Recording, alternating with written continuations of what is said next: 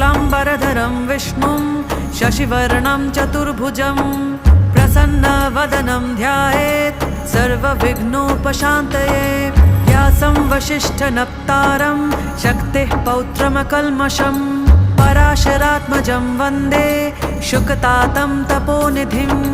व्यासाय विष्णुरूपाय व्यासरूपाय विष्णवे नमो वै ब्रह्मनिधये वासिष्ठाय नमो नमः। अविकाराय शुद्धाय नित्याय परमात्मने सदैकरूपरूपाय विष्णवे सर्वजिष्णवे।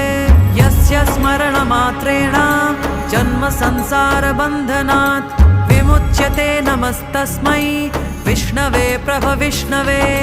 ॐ नमो विष्णवे प्रभविष्णवे। श्रीवैशम्पायन उवाच श्रुत्वा धर्म